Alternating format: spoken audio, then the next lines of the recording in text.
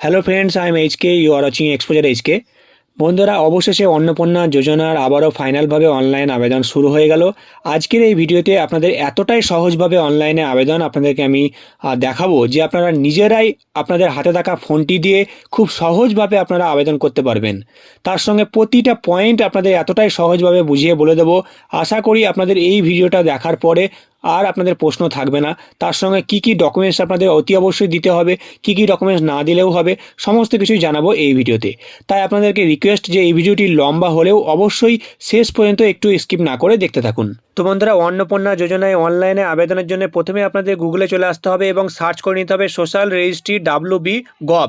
আপনারা দেখতে পাচ্ছেন এই যে প্রথমে যে লিঙ্কটা সোশ্যাল রেজিস্ট্রি .wb.gov.in, ভালোভাবে আপনারা লিঙ্কটা দেখে নিন। তো এই ওয়েবসাইটে আপনাদের ঢুকে যেতে হবে। তো এই ওয়েবসাইটে আসার পরে আপনারা দেখতে পাচ্ছেন প্রথমে যে অপশানটি রয়েছে citizen or family log in, এখানে দেখতে পাচ্ছেন অ্যাক্সেস সিটিজেন পোর্টাল, এই অপশানে আপনারা ক্লিক করে দেবেন। তো এরপরে দেখতে পেয়ে যাবেন যে আরও একটা নতুন ওয়েব পেজ ওপেন হয়ে গেছে। তো আপনাদের যে জেলা রয়েছে আপনারা এই যে প্রথমে যে অপশানটি রয়েছে সার্চ ডিস্ট্রিক্ট, এখান থেকে সিলেক্ট করে নেবেন।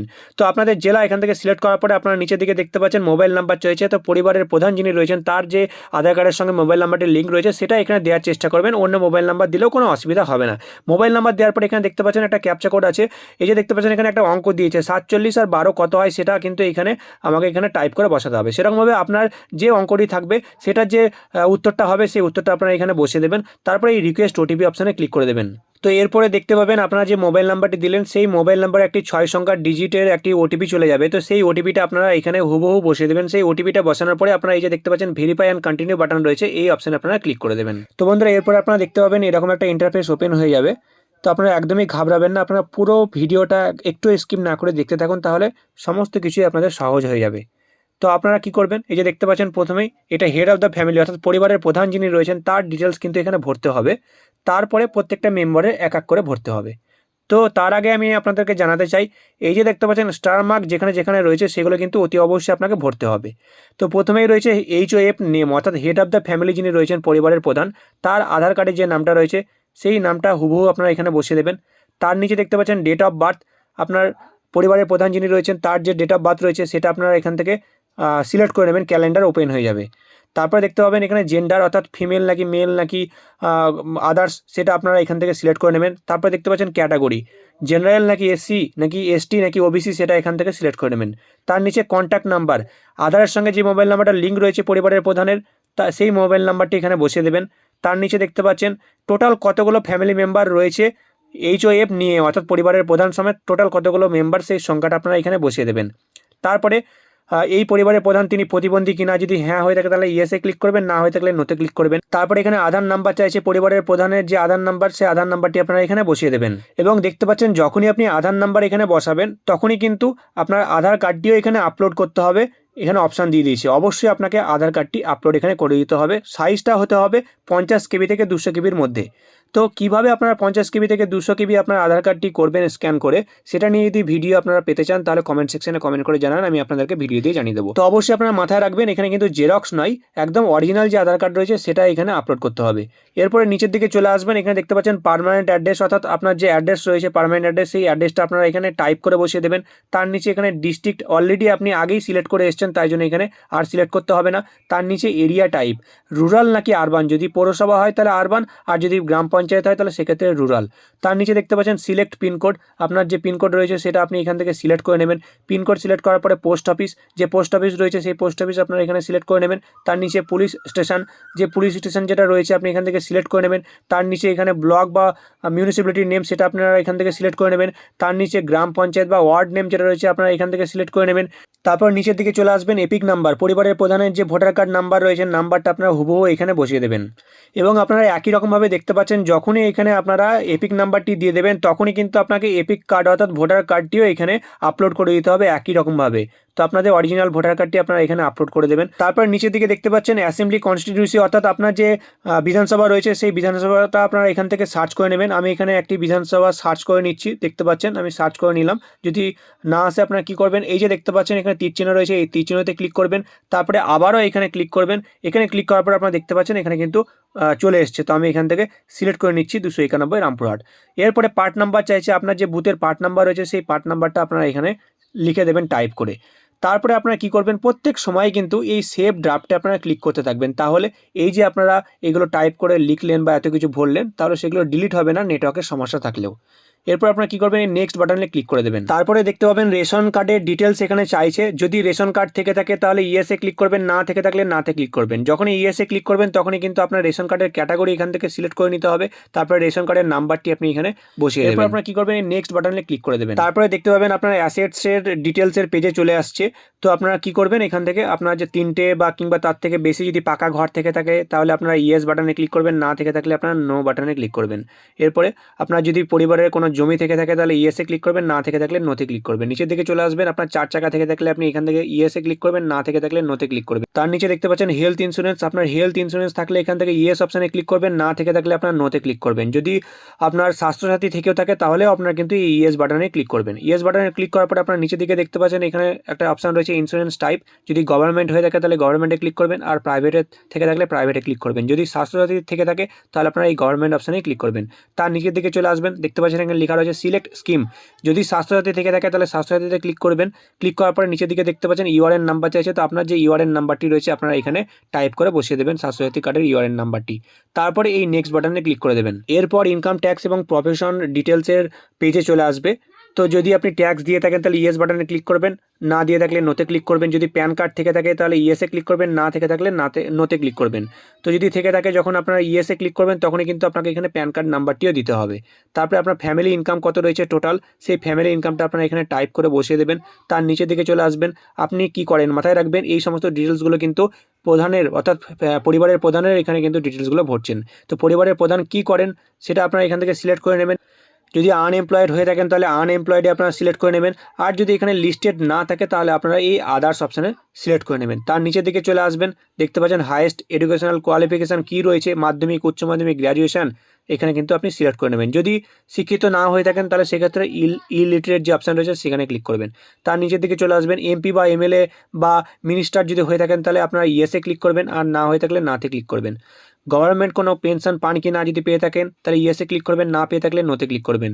জিএসটি দিয়ে থাকলে ইয়েসে ক্লিক করবেন, না দিয়ে থাকলে নোতে ক্লিক করবেন। এরপরে আপনারা এই নেক্সট বাটনে ক্লিক করে দেবেন। তারপরে দেখতে পাবেন পরের পেজ ওপেন হয়ে গেছে। তো আপনি যদি সিএতে যদি অ্যাপ্লাই করে থাকেন তাহলে আপনি কি করবেন, এখান থেকে অ্যাপ্লাইড বাটনে ক্লিক করবেন। আর যদি অ্যাপ্লাই করে থাকেন এবং সার্টিফিকেটও পেয়ে গেছেন তাহলে সেক্ষেত্রে আপনি ইস্যুড বাটনে ক্লিক করবেন। আর যদি প্রযোজ্য না হয়ে থাকে আপনার সিএতে তাহলে আপনি এখানে নট অ্যাপ্লিকেবল ক্লিক করে দেবেন। এরপর নিচের দিকে দেখতে পাচ্ছেন এসআইআর 2026। যদি এসআইআর 2026-এ আপনার নাম ডিলিট হয়ে থাকে এবং যদি আপনি ট্রাইব্যুনালে যদি অ্যাপিল করে থাকেন তাহলে সেক্ষেত্রে আপনি ইয়েসে ক্লিক করবেন। আর যদি অ্যাপিল না করে থাকেন তাহলে নোতে ক্লিক করবেন। আর আপনার যদি নাম বাদই যদি না যায় তাহলে সেক্ষেত্রে আপনি নট অ্যাপ্লিকেবল বাটনে ক্লিক করে দেবেন। তার নিচে এই নেক্সট বাটনে ক্লিক করে দেবেন।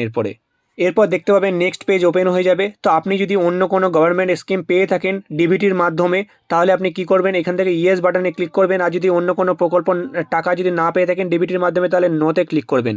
মাথায় রাখবেন এটা কিন্তু পরিবারের প্রধানের জন্য এখানে ফিল আপ করছেন প্রথমে। আপনি যদি কৃষক বন্ধুর টাকা পেয়ে থাকেন তাহলে আপনারা ইয়েস বাটনে ক্লিক করবেন, কিংবা যদি আপনি লক্ষ্মীর ভান্ডারেও টাকা পেয়ে থাকেন তাহলে একই রকমভাবে কিন্তু ইয়েস বাটনে ক্লিক করবেন। ইয়েস বাটনে ক্লিক করার পর আপনারা দেখতে পাচ্ছেন এখানে স্কিম নেম কিন্তু এখানে সার্চের বাটন দিয়ে দিয়েছি। এখানে যখনই ক্লিক করবেন, ধরুন আপনি কৃষক বন্ধুর টাকা পান, তাহলে আপনি এখানে সার্চ করে নেবেন কৃষক। যখনই সার্চ করবেন তো আপনি প্রথমে দেখতে পাবেন যে আসছে না। তো তারপরে আপনি আবার যখন ক্লিক করবেন আপনি দেখতে পাচ্ছেন এখানে কিন্তু চলে এসছে ফাইন্যান্সিয়াল সাপোর্ট টু কৃষক বন্ধু। আপনি এখান থেকে এটা সিলেক্ট করে নেবেন। আর আপনি যদি এখানে লক্ষ্মীর ভান্ডার এখানে সিলেক্ট করতে চান তাহলে আপনি কি করবেন, এখানে আমি যেমনভাবে দেখতে পাচ্ছেন টাইপ করছি LAKSHMI। তো দেখতে পাচ্ছেন প্রথমবার কিন্তু এলো না। তো আমি আবার এখানে ক্লিক করব। ক্লিক করার পর আপনারা দেখতে পাচ্ছেন এখানে কিন্তু চলে এসছে লক্ষ্মীর ভান্ডার। তো এখান থেকে আমি এটা সিলেক্ট করে নিচ্ছি। তারপর দেখতে পাচ্ছেন এখানে নিচে একটা অপশান রয়েছে যে ওয়ান টু অপ্ট আউট, অর্থাৎ আপনি কি এটা বন্ধ করতে চান। যদি বন্ধ করতে চান তাহলে আপনারা ইয়েস বাটনে ক্লিক করবেন, আর যদি বন্ধ না করতে চান তাহলে নো বাটনে ক্লিক করবেন। তারপরে এই দেখতে পাচ্ছেন সেভ ড্রাফট যে অপশানটি রয়েছে একই রকমভাবে সেভ ড্রাফট বাটনে ক্লিক করে সেভ করে রাখবেন। আর একটা জিনিস আমি আপনাদেরকে জানাতে চাই, এই যে ডিটেলসগুলো বললাম হেড অফ দ্য ফ্যামিলি তিনি কিন্তু মেল, তাই জন্য এখানে অন্নপূর্ণা যোজনার জন্য অ্যাপ্লাই করছেন কিনা সেরকম কোনো অপশান দেয়নি।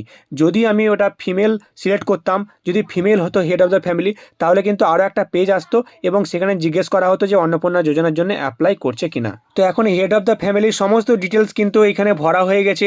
আপনি যদি আগের পেজগুলোতে যেতে চান তাহলে আপনি কি করবেন, এই যে দেখতে পাচ্ছেন 3টে লাইনের যে মেনু বাটন রয়েছে এখানে ক্লিক করবেন। তারপর দেখতে পাবেন যে অনেকগুলো অপশান ওপেন হয়ে গেছে, basic info, ration card, assets, এরকম অনেক অপশান। ধরুন আমি বেসিক ইনফোতে ক্লিক করবো, তাহলে বেসিক ইনফোতে ক্লিক করলাম। দেখতে পাচ্ছেন প্রথমের যে পেজ সেই পেজ কিন্তু আবারও ওপেন হয়ে গেছে। তো হেড অফ দ্য ফ্যামিলির কিন্তু এবার হয়ে গেছে। এরপরে নেক্সট আমরা সেকেন্ড যে মেম্বার রয়েছেন তার এখানে ডিটেলস ভরবো। তাহলে কি করতে হবে, এই যে ওপরের দিকে দেখতে পাচ্ছেন মেম্বার 2 যে অপশানটি রয়েছে সেখানে আমরা ক্লিক করব। সেইখানে ক্লিক করার পরে আমরা কি করব, এখানে দেখতে পাচ্ছেন এই যে মেম্বারটির ডিটেলস ভরবেন তিনি অ্যাডাল্ট নাকি চাইল্ড। যদি 18 বছরের উপরে হয়ে থাকেন তাহলে অ্যাডাল্টে ক্লিক করবেন, তার নিচে হয়ে থাকলে চাইল্ডে ক্লিক করবেন। নিচের দিকে চলে আসবেন, তার আধার কার্ডে যেমন নাম রয়েছে একই নাম কিন্তু আপনারা বসিয়ে দেবেন। তারপরে হেড অফ দ্য ফ্যামিলি যার ডিটেলস ভরেছেন তার সঙ্গে কি সম্পর্ক রয়েছে, ওয়াইফ, সন নাকি ডটার, সেগুলো এখানে কিন্তু অপশান পেয়ে যাবেন, আপনি সিলেক্ট করে নেবেন। সিলেক্ট করার পরে একই রকমভাবে ডেট অফ বার্থ রয়েছে, এখান থেকে আপনি চুজ করে নেবেন যে ডেট অফ বার্থটা রয়েছে সেটা। ডেট অফ বার্থ দেওয়ার পরে জেন্ডার একই রকমভাবে সিলেক্ট করে নেবেন, ক্যাটাগরি একই রকমভাবে সিলেক্ট করে নেবেন। তারপরে কন্ট্যাক্ট নাম্বার, মোবাইল নাম্বার আপনি দিতেও পারেন নাও দিতে পারেন।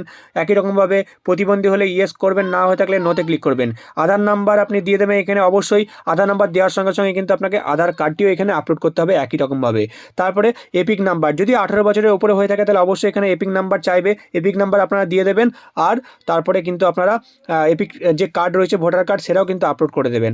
আর যদি 18 বছরের নিচে হয় তাহলে কিন্তু এখানে এপিক নাম্বার না দিলেও চলবে, এখানে কিন্তু স্টার মার্ক দেওয়া থাকবে না। তো এরপরে কি করবেন, একই রকমভাবে এখানে আপনার বিধানসভার নাম এখানে সার্চ করে নেবেন, পার্ট নাম্বার যেটা রয়েছে বুথ নাম্বার, সেই বুথ নাম্বারটা আপনারা এখানে বসিয়ে দেবেন। তারপরে একই রকমভাবে এই নেক্সট বাটনে ক্লিক করে দেবেন।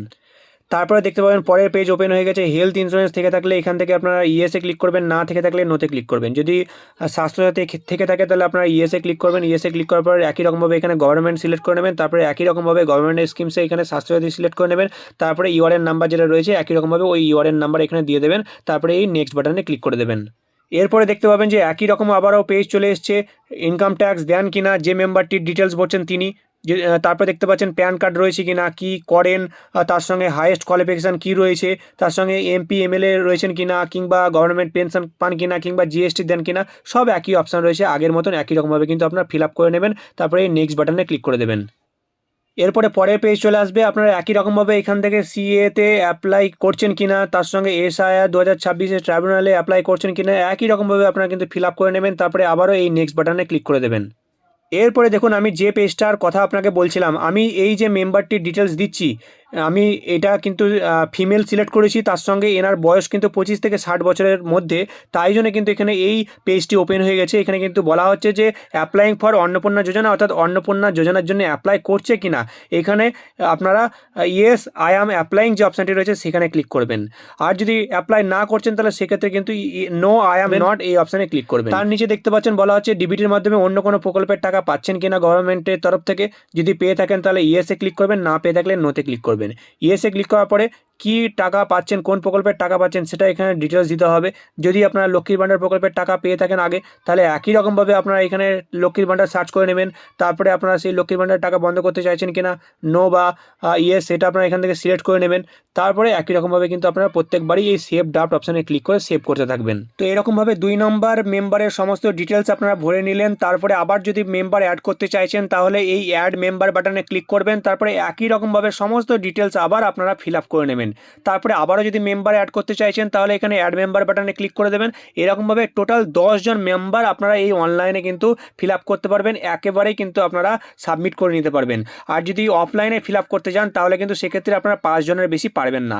আর একটা গুরুত্বপূর্ণ বিষয় আপনাদেরকে আমি জানাতে চাই যে এই যে ফর্মটা আপনারা দেখতে পেলেন ফিল আপ করা, এখানে শুধুমাত্র কিন্তু 2টো ডকুমেন্টস লাগছে, আধার কার্ড আর ভোটার কার্ড। এই 2টো ডকুমেন্টস কিন্তু আপলোড করতে হচ্ছে, বাকি অন্য কোনো ডকুমেন্টস আপলোড করতে হচ্ছে না, কোনো কাস্ট সার্টিফিকেট, কোনো জমির পর্চা, কোনো কিছু দিতে হচ্ছে না। আর যদি চাইল্ড হয় তাহলে সেক্ষেত্রেও কিন্তু আপনার আধার কার্ড বা ভোটার কার্ড না দিলেও চলবে। আমি আপনাদেরকে দেখিয়ে দিচ্ছি, এই যে দেখতে পাচ্ছেন এই চাইল্ড অপশানে আমি যখনই ক্লিক করব তখনই কিন্তু দেখতে পাচ্ছেন এখানে আধার কার্ডে স্টার মার্কটা চলে গেল, অর্থাৎ আধার কার্ডটা যদি নাও থেকে থাকে বাচ্চার তাহলেও কিন্তু কোনো অসুবিধা নেই।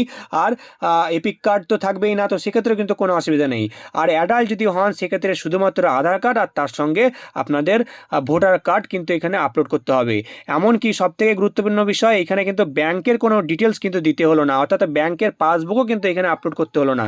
তার কারণ আমি আপনাদেরকে জানাই যে যেহেতু ডিবিটির মাধ্যমে এই প্রকল্পের টাকা দেওয়া হবে, আপনাদের আধার কার্ডের মাধ্যমে, অর্থাৎ আধার কার্ডে যে নাম্বার রয়েছে সেই নাম্বারটি ওরা ওখানে সার্চ করলেই কিন্তু আপনার ডিবিটির মাধ্যমে কোন অ্যাকাউন্ট নাম্বারটি লিঙ্ক রয়েছে সেই অ্যাকাউন্ট নাম্বারে কিন্তু টাকা চলে যাবে সরাসরি।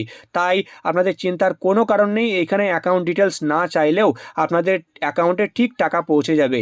তো এরপরে ফর্মটি আপনারা কিভাবে সাবমিট করবেন, এই যে দেখতে পাচ্ছেন এখানে লেখা রয়েছে ডিক্লারেশন অ্যান্ড কনসেন্ট, এই অপশানে আপনারা ক্লিক করবেন। তারপরে এই যে টিক মার্ক দেখতে পাচ্ছেন, এই টিক মার্কে আপনারা ক্লিক করে দেবেন। তারপরে এই যে দেখতে পাচ্ছেন সাবমিট অ্যাপ্লিকেশন, এই সাবমিট অ্যাপ্লিকেশনে আপনারা ক্লিক করে দেবেন। তারপর কিন্তু আপনার অ্যাপ্লিকেশনটি সাবমিট হয়ে যাবে এবং আপনি একটা অ্যাকনোলেজমেন্ট নাম্বার পেয়ে যাবেন।